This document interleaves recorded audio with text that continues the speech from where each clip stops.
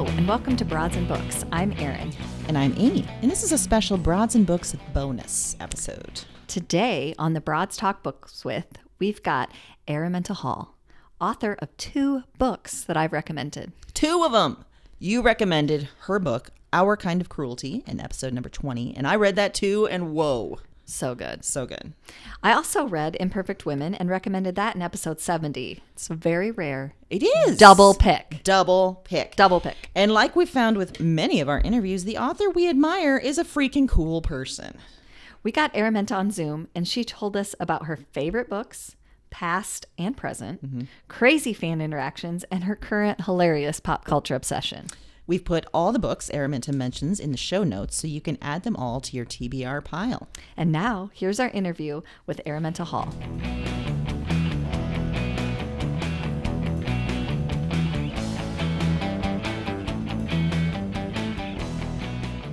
Thinking about books and thinking about growing up as a reader, did you have a favorite book or a couple books as a kid or a teen, and why do you think they were your favorites?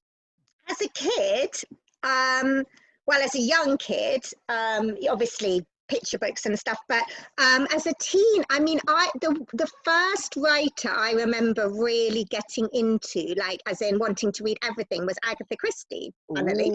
I know, and I mean, I can't remember how old I was. I guess I was probably 13, 14. I devoured everything she wrote. I think I remember my dad saying to me at one point, "You can read other writers, her books will still be there." And I was like, but it actually is a bit of a shame because, I mean, obviously I've reread some of them as an adult, but I can't remember, I just remember the pleasure and immersion of reading them, but I didn't. And then I think I felt the same with the classics. I then moved on to, Charlotte Bronte and Charles Dickens and people like that. And again, I sort of devoured them, but actually it was only as an adult when I came back and read them again that I actually understood them, I think. Even though I loved them at sort of 15, 16, reading them as a woman, you get all the different layers. Yeah. But I mean, my favorite book that has stayed with me, and I can't remember when I first read it, but it must have been around that 15, 16 time. And it's the only book I've reread like 5 or 6 times in my life. And that is Rebecca by Daphne du Maurier. And I absolutely love, I mean, I've read pretty much everything. I think I've read everything Daphne du Maurier has written, but Rebecca is, for me, it's like a perfect book. And I read it as a teenager and just loved the experience of reading it. But then every rereading and at different stages in my life, I've seen so much more in it. And I think, I think it's a deeply feminist text. And I think that it's way before its time. And I think it sort of combines everything because it's a literary triumph. It's an amazing piece of writing, but it's also the most fantastic thriller. I think if it was published now, it would absolutely be published as a thriller. And I think at the time, I think I'm right in saying it was published as a love story. And Daphne du Maurier was furious because it's so far from a love story, of course. It was probably one of those, like, she's a woman, she has to be writing a love story. Exactly. And also like, older man falls in love with younger woman. Oh, it must be a love story. It's not, I mean, it's so not a love story. So. That's terrific. Well, one of the things that we've talked about and we've heard readers talk about a little bit is that maybe early in their reading life, they encountered what was considered a classic. And then they took a little stumble in their reading life because they couldn't relate or they didn't see themselves in it. Do you remember the first time you were presented with something that was kind of a struggle that was considered a classic? Yeah, for me, it was Middlemarch, actually, which I think I had to read for A-level, if I remember, or maybe I had to read it at university, I can't remember. And I really struggled with it. And I remember one of my best friends read it. I think it was at university, actually, and we were doing the same degree, but she was at a different university, and it's her all-time favorite book. And I was just like, I just can't get into it. I don't get it, but I had to read it. But then interestingly, I reread it probably about 5 years ago, because I just thought, oh, you know, everyone loves Middlemarch, and I can't believe I don't like it. And I reread it, and I did love it, actually. And I think I just wasn't old enough or experienced enough, and I don't think I understood the power of, because, you know, there is a massive love story in that. I don't think I understood that power of, you know, unrequited love and longing, and you know, and I read it in a completely different way. And I do think that is the problem with classics, is we read them too young often. Yes. I mean, my 13-year-old daughter is studying 1984 at the moment.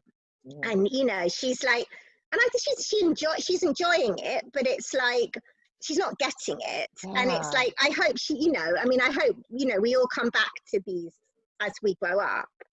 And, you know. We've talked about that, how much of a disservice it is to a lot of young people when they're reading these really thick books that may not have any relevance to them, and thinking this is what reading is. So if I don't like this, then I don't like reading.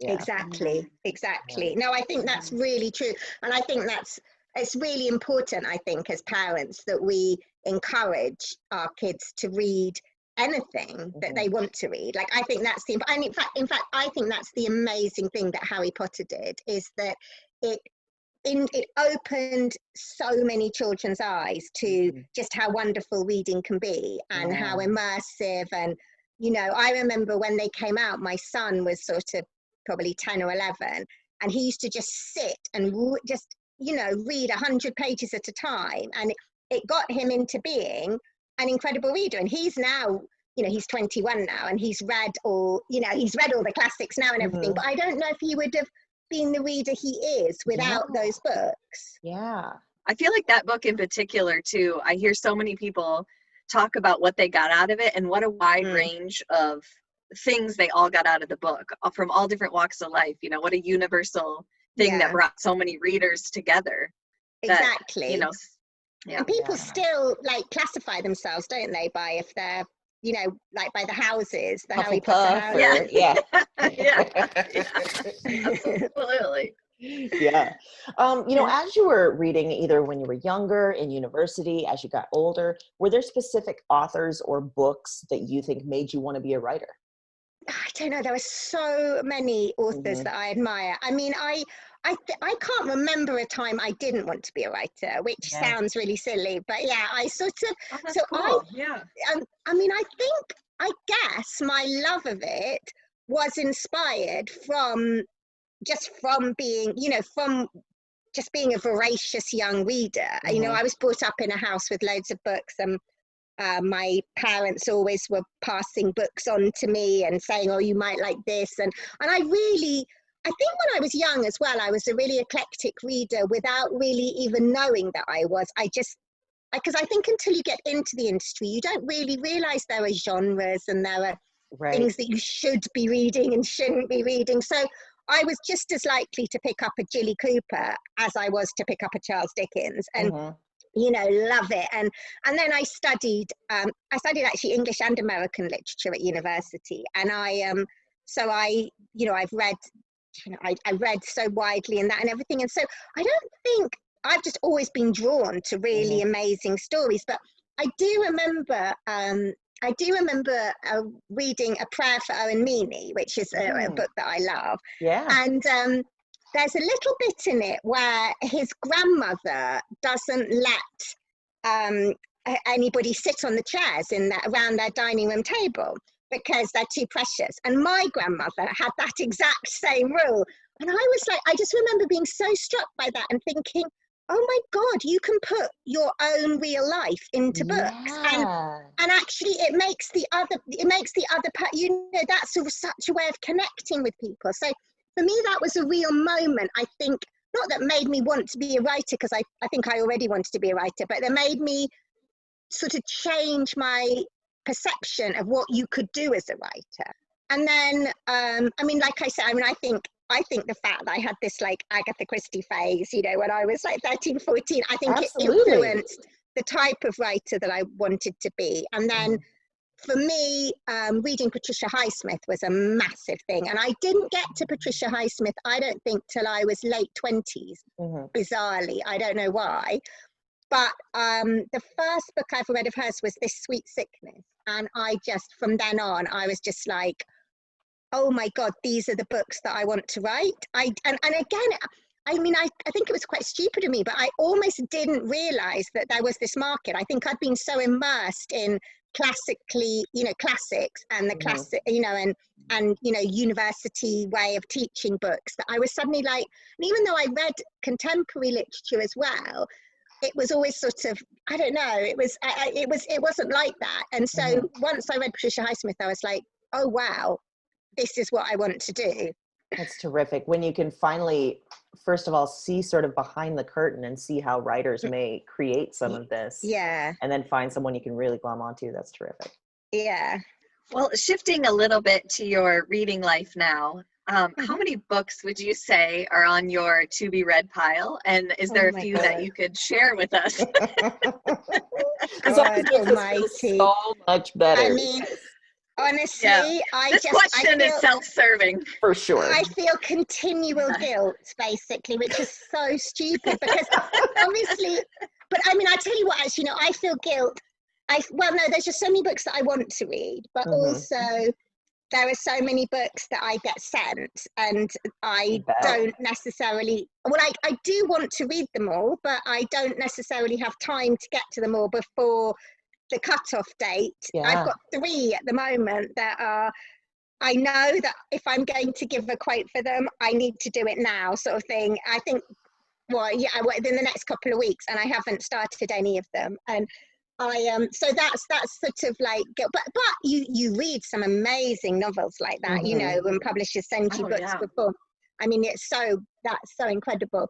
But God, when people ask me what I'm reading, what I've just read. We have this too. It's just like, I can't remember a book's name, like any. I know, I can't remember. No, I can remember what I've just read, and I can remember what I'm reading now. But I've just read Patricia Lockwood's memoir, Priest Daddy. I don't know if you know it. Oh, it's absolutely beautiful. And I'm just reading a book that has yet to be published called Woman 33 at the moment. I just started that. But what have I read recently that, oh my God, I can't believe I can't remember what I've read recently that I absolutely love. But I feel like I've read loads of really good books recently as well. And the thing about me is I'm always reading. So it's a really odd, it's quite strange that I can't remember. But one of the best books I read last year or this year is Idaho. I don't know if you've read it. Yes. Oh, I read that and it was just heartbreaking. Really heartbreaking. I just think it's just so beautiful and so clever, and that's my sort of top tip. And also, I don't know if, because also the publishing dates are so different in England and America, aren't they? But one book I know that you definitely had published over there is The Vanishing Half, which I thought was absolutely amazing. Erin, that was loved. Yeah. Loved that. Yeah. Oh God, I loved that book so much. And also there's a book here called Small Pleasures. I don't know if you've got it over there yet, but it's by someone called Claire Chambers. That's the same. It's like one of those heartbreakingly beautiful novels. So that's been my past couple of reads. But I don't know about you two, but I feel like especially during this very weird year, everything just sort of blends together that we're reading. Yeah. So, and there's a few surprises and there's a few really great standouts, but sometimes it's just it's all the same. Yeah. No, I know that is slightly what I feel, and I can't remember. I have actually started recently. I've got like a Word document, and I just write I just write down the books as I read them, and because it just means I can look back and be like, oh yeah, okay, that's what I've read this year. But that's quite good. Yeah. Well, you mentioned a few books that you've really liked that you recall here in the last little bit. Can you think of a book that just really surprised you, that maybe you didn't expect a certain thing, or you didn't expect it to be much, and then boom? Well, Idaho really surprised me, actually. Yeah. I mean, it really did, because in fact, it was my agent who recommended it to me. We were just chatting one day and she said, have you read this book, Idaho? And I was like, no. And so I didn't know anything about it. I just bought it and I read it. And so I didn't know what the subject matter was. And it's quite a shocking subject matter. Yeah. But also it's just so beautiful and so beautifully written that, yeah, I'd say, I mean, that book has really stuck with me, and that's the book I've given the most. And for me, that's always a sign. Yeah. Like that and The Vanishing Half I've given to a lot of people.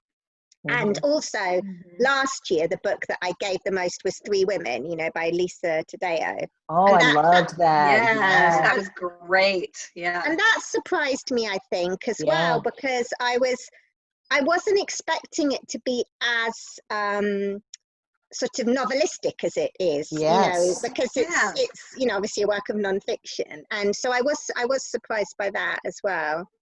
But are your holiday and birthday gifts just all books? Because if so, we pretty much that. Yeah. Yeah. I always give books. Yeah. Yeah, it is true. We love that. Well, you've mentioned that you get sent books, your agent's giving you book recommendations. Where do you normally find your book recommendations, and what do you think makes you more likely to pick up a book and read it, since you get sent so many?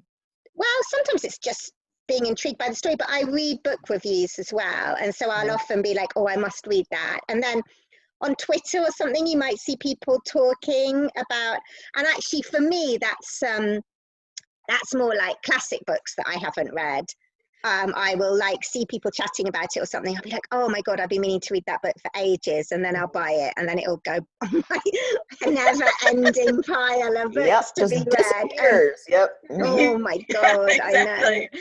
I know. But also my friends. I mean, I've got a lot of friends, all my friends pretty much actually are big readers. And so I think that's the way that I've mainly always read books, is we'll say to each other, oh, have you read this? Have you read that? And then that's the main way, I'd say. That's excellent. Yeah. Yeah. Well, thinking about books that, you recommend between friends, Erin has read both Imperfect Women and Our Kind of Cruelty and recommended them highly to me. So I started reading them as well. And we recommended both in our podcast. I heard. Thank you. Yes. And, thinking about, so good. Yeah, you may have kind of talked through this earlier, but do you think there were any particular books or authors that inspired those books, or your writing in general? Well, yeah. I mean, I'd say, yeah, Patricia Highsmith, massively. Yeah. I mean, I absolutely adore Margaret Atwood. She's massively. I mean, she's really, really important to me as a writer. Yeah. And Cat's Eyes, obviously, is a book about female friendship, which Imperfect Women is very much as well. So I mean, Margaret Atwood has been a huge influence on my idea. What I love about Margaret Atwood, and actually also Iris Murdoch as well. Those two, I mean, those two writers for me are like the perfect fusion of like literary, prowess and brilliance combined with just incredible stories. Because that's what I would like to do as a writer. That's what I'm aiming for, is to try to do both, because I sort of it annoys me how you're perceived in one or of two camps. You're either like a good writer or an entertaining writer, and I just think it's really, we should be doing both. And those are the books that I love, are the books that do both.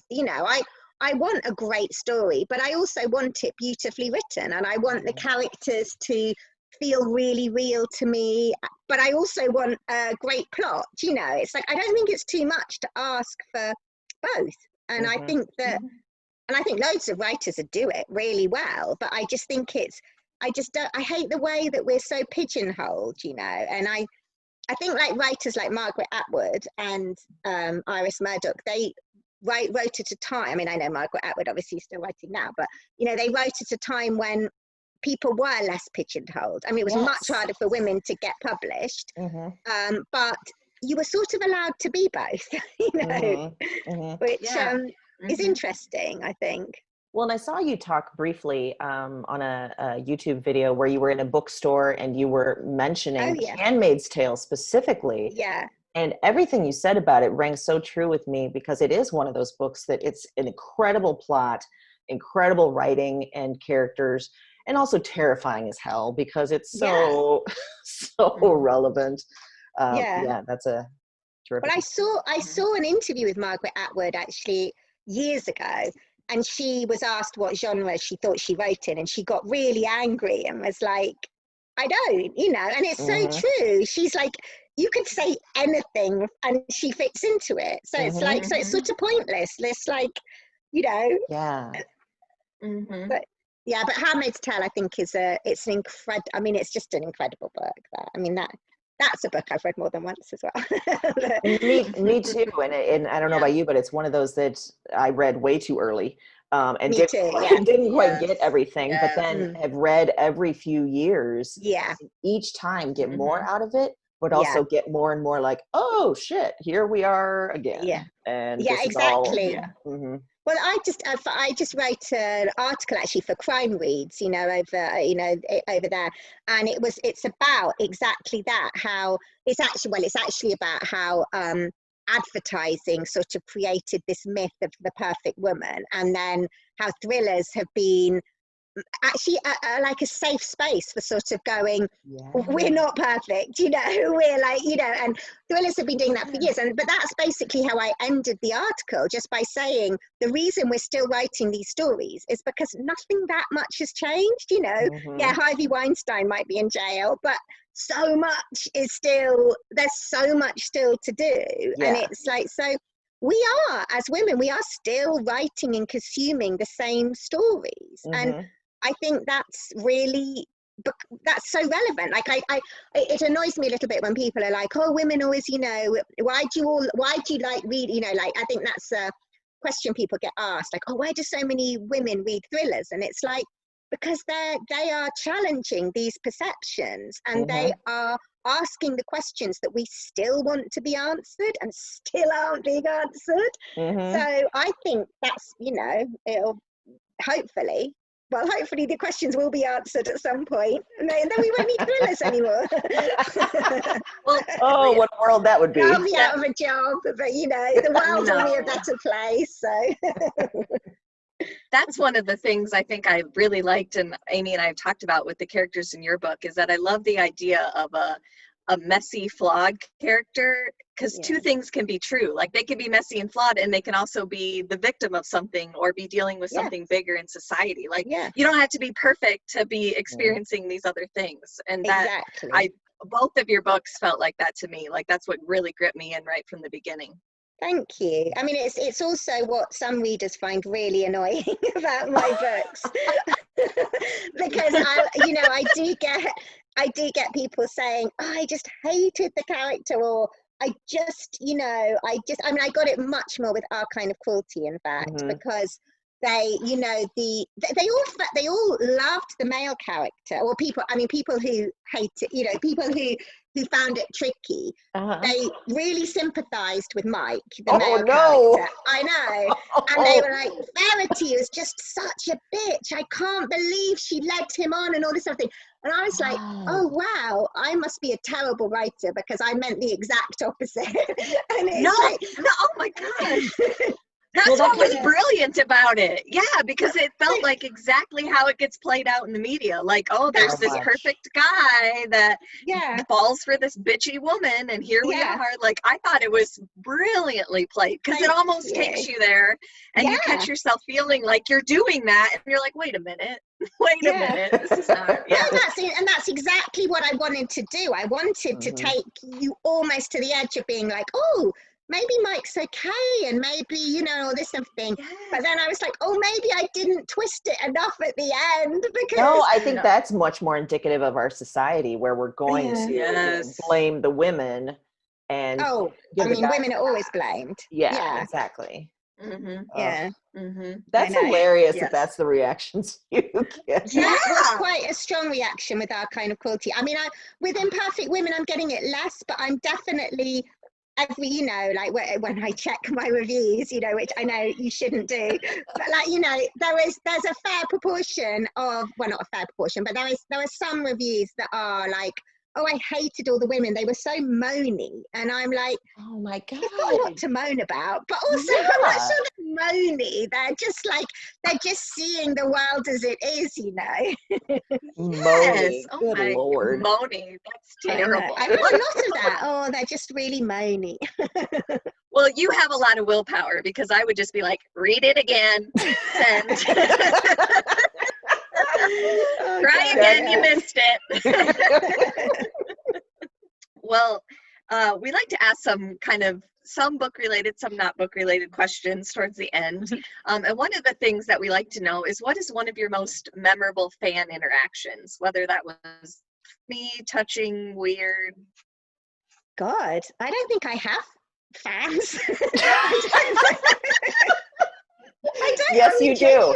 Look at them. We got two right here. Yeah, well, that's very kind. I've never had anything really weird. Like, and all my time, I mean, any reading, anything, I do. The only thing I remember is I was doing an event once. I mean, this is years ago. This is like before I wrote Our Kind of Cruelty. Because my first two books weren't published in America, so they were only published in the UK. And I was doing an event on stage, and there was an audience, and the lights are really bright and you can't see anything. And I was saying something, I can't remember, I was probably saying something against men, which is, my sort of normally what I'm saying. And some man shouted out from the audience, "I really pity your husband." I know. Really, Ruth? I pity him, because if there's some issues with that dude. Yeah. I know. Oh. Also, I felt like saying, how presumptuous. I might not have a husband. Exactly. I do, actually, but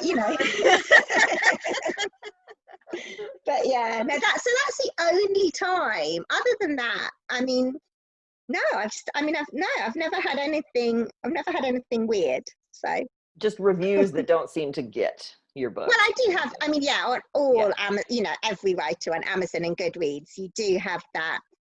I got a review I got a 1-star review the other day that said the cover of this book is damaged, and I was like, oh God, that's really annoying. It's got nothing to do with me. What? Oh my God, I hate people sometimes. They thought they were reviewing Amazon instead of me, but like, oh God. But yeah, God, that kills me that sometimes people take the time to write that stuff. Like, this cover, what star? Like, I know. How do you have that kind of time? I know. I know. It's bizarre, but oh my God, the world is filled with bizarre people. Well, over your time, as you've published different books, has there been an author that you really admired or that you respected that you wanted to meet and then you got to meet? Not that I've got to meet. I mean, I'd love to meet Gillian Flynn.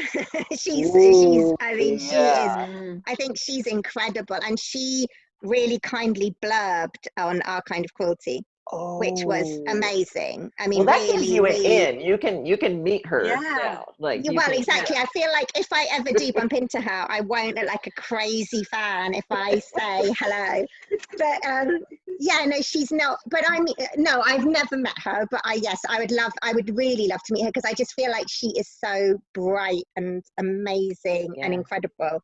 But I do know a lot of writers. I'm really lucky that I know, and without fail, they're all charming and lovely. I know you sort of hear tales sometimes of, awful writers who leave bad reviews on other people's, but I've never met any, it seems the thriller community is really nice and really supportive. And I've only ever had good experiences. So, but it's always good to hear.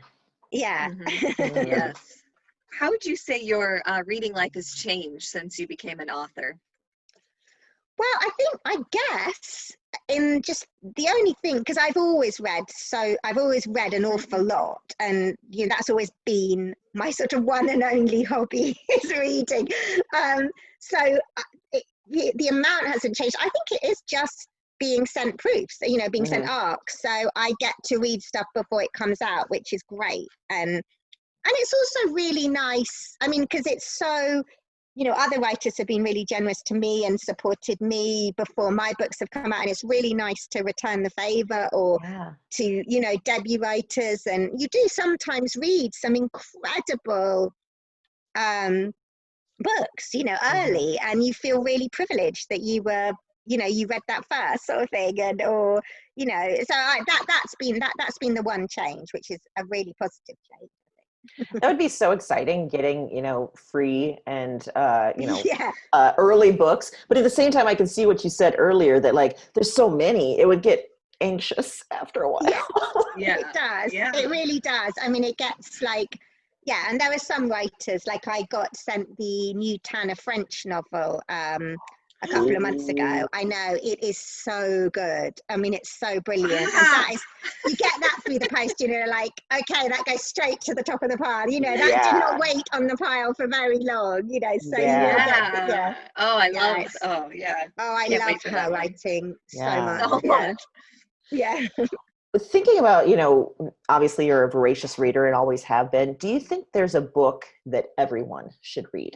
Yeah, well, I think Rebecca. I mean, I really would go back to that, because I think whatever genre you like to read in or write in, that book is like a masterclass in it, basically. So, I mean, for me, that's a book I would always recommend, because I just think it's so perfect. It's so perfectly structured, so perfectly plotted.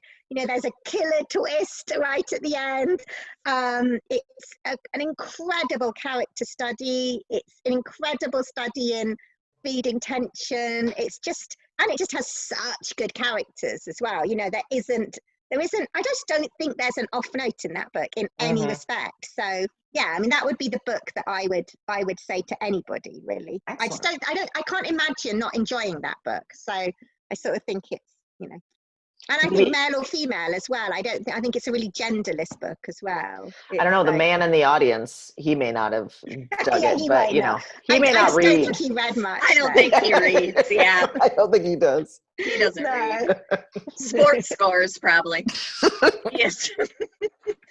No, exactly. At the end of each episode, we talk about our current pop culture obsessions. Do you have a current pop culture obsession? Oh my God, I'm going to really embarrass myself now. I have just finished watching, I mean, it's probably really old news in America, but in lockdown, my kids got me into Selling Sunset. You probably not even heard of it. No, it's on Netflix, isn't it? It Erin, is. Yes, I have. You betcha. Oh my God, it's so addictive and horrible and everything that's wrong, but it's great. It's absolutely amazing. So that would be what that would really embarrassingly, that's what I've spent lockdown sort of consuming. But there's nothing like it. I did ask on Twitter, I was like, what do people watch after Selling Sunset? And like everybody replied. It made me realize everybody was watching it. And loads of people said, I watch $1 Million Listing, New York. I didn't like it. I watched about 3 episodes and I was like, these people are just like, they're beyond horrible. So I cannot, because at least the women in Selling Sunset, they're quite charming, even though they're definitely models posing as estate agents, But I could forgive them that. I was like, oh, they just, they want a career. I get that, sort of thing. But the ones in $1 Million Listing are just so vile. I watched about 3 and then I was like, no, I can't do that. So I'm bereft. I want the next season of Selling Sunset to come. Erin, did you have a show hole after watching that? And did you watch anything that got you over it? Because I'm such a reality TV buff that it's probably not a good example to go with me, because I watch a lot of horrible shows. Really? Like all the Housewives for no good reason. Like they're all terrible and I watch all of them. Yeah. So I don't know. I think we kind of watch that in between stuff. So, it's, you know, I try to make myself feel better and like watch a documentary in between. Yeah, I know. Yeah, you definitely feel a bit unclean after you've watched Selling Sunset.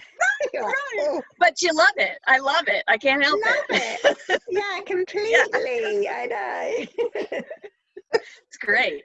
No, but I always do that with my kids. I'm like, I like walk through the room saying to them, oh my God, what are you watching? It's just trash. Your brain is going to fall out your ear. And then I sit down and like 10 minutes later, I'm like, can we watch another episode? I've done it so many times with them. They just must know now that I'm like. Yeah, they must be manipulating you somehow. They're like, I'm going to watch a little bit of this and mom's going to get into it. Yeah. Yeah. I know. Exactly. Oh my gosh. It was so nice to talk to you on So this. lovely. Thank you. Yeah. Well, thank you for Hopefully- supporting my books. It's really boy. kind. It's great. Listen, your podcast. Oh, thank you. Oh, thank you. Well, excellent. Have a good rest of the weekend. Hopefully you can find another show to get Yes, obsessed with. exactly. That will be my mission.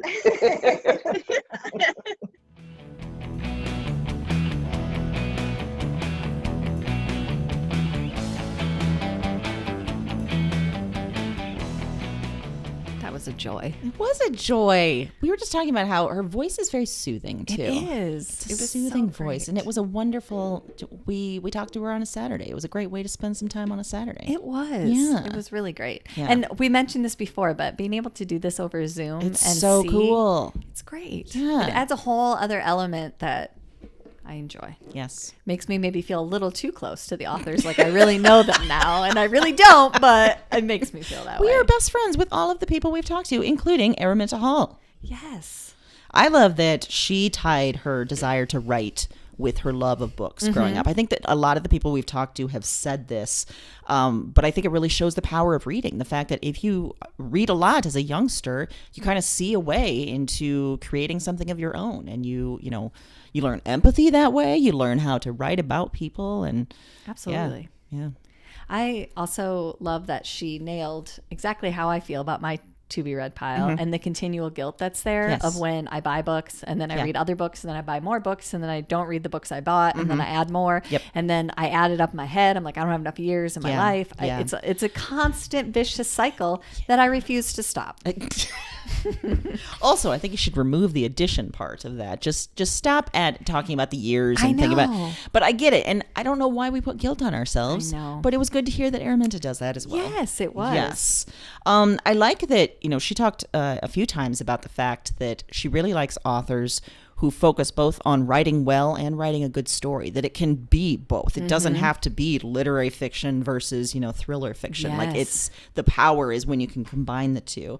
And that genres is kind of dumb sometimes, which I think, reading Our Kind of Cruelty, and I know you read Imperfect Women, I think we would definitely agree that's the case. Yeah. I think that's true of a lot of our picks, that Yes. they struggle to fall into a genre, which is even part of the reason we wanted to start a podcast Yes. was to bring books out that don't fit in a perfect box and are Right. different, that you might not normally pick up because you didn't know anything about it. Exactly. And maybe not being pushed by publishers as much or Yes, something. Yeah. absolutely. Because it doesn't fit in a neat little place. Those are the best books. Yes. The best books. Yeah. I know that you really related to this because it's one of your favorite books, but her love for The Handmaid's Tale Yeah. was... And it was one of those moments where it was like, we are soulmates. And Yes. you probably don't know this, but this is what's happening in my head. So we are connected now. And she's not going to like when she hears this part, but like we're besties now because we share that love of Margaret Atwood. And honestly, I think Margaret Atwood is one of those writers that does that Yes. kind of blurs genre classifications, just Oh, yeah, writes good point. amazing stories. And the fact that, she really likes that book is one of those, is an example of that. I know you kind of liked this as well, that it's like some dude at a reading speaks up and says she'd be a handful for her husband, which, buddy, why? That may be going on in your head. Why do you say that out loud? Come on now. Be a better human being. Yeah, that killed me, that part. And just talking about reviews in general, it's like, my God. she's a much better person than I am, because I would just be like, reread the book. Yeah. You're the worst. You clearly didn't get it. Yes, I don't so even many know why people you're at didn't this get it. event. Oh my God. What are you doing? And when she said that, so many people, like especially women, are like, "Oh, the guy is book great in Our Kind of Cruelty, but the woman is terrible." Like, what? Yeah, you got it wrong. Try again. And it's just another reason why we need writers like her and we Yes. need more books like her. Because Indeed. if you believe that, I'm There's a going to go out problem. on a limb and just say you're not reading enough. So pick up her. You're not understanding how reading works. You're not Exactly. understanding how books work. Try again. You should read all of her books, clearly. Uh-huh. So get on it. And we've talked about this too, just about the strangeness of people that feel compelled to write the weirdest things. The reviews, one example, but also the fact that someone on Amazon gave her a 1-star review because the book cover was torn. Yeah. Like, what are you doing? Separate. Come on things. now. That's a time to compartmentalize. It is. Like, that was not related to the writing in the book, clearly. And you don't get how You think she's Amazon packing works. her own books in her office? Like, oh, sorry, don't care. You got a rip cover. I mean, come on. I mean, she did have a nice office from what we She saw. did. It was, yeah. She also had a great sweater. It looked I was very gonna mention that. cozy. She did have a great So sweater on. cozy. Loved it. Of course, she had my heart when she was talking about her obsession with trash TV, Yeah. Selling Sunset. Yeah. And I do the same thing where you protest to your kids and you're like, you should watch something better because you want to believe that you're a little bit more highbrow. But the But you're reality not. is you You're get not. sucked in. Get sucked right And in. you love every second. Every second. I love too that when we asked about pop culture obsession, she was very quick to say exactly what it was, and no shame, no embarrassment, which is No, great. no. You And like what you like. She asked me on there, and I was struggling to think of a show that she would like, and I Yes. think that I found it. Ooh, And that would be anything in the Below Deck series would be right up her alley. yeah. Because it's similar to Selling Sunset, where you're seeing some ridiculous rich people at their worst, but you're also seeing some really cool areas. You're seeing how something works totally different. So it is a real, that can really suck you in. excellent. Well, yeah. If she hasn't found a show to fill that show hole yet, And there's one with Below Deck Mediterranean with a female captain, which is very Ooh, interesting. I really like, yes. she's a take no bullshit kind of captain. She's very fun to watch. excellent. So just saying, that's my recommendation to her. I felt bad at the time. I didn't come up with something great. I thought about it a lot. Yep, you got it. Here it is. Yeah, that's right. Excellent. Well, guess what? We'll be back next Wednesday with our regular weekly themed episodes. And in the meantime, head on over to our website, broadsandbooks.com. You can check out all of our regular episodes, all of our bonus episodes, listen to some more authors talk about their wonderful trash TV obsessions. Exactly. Yeah. You can find us, you know where, Facebook, Twitter, Instagram. All the places. We have a website. We have a YouTube channel. We sure do. So we're not hiding. Nope. You can find us. Happy reading.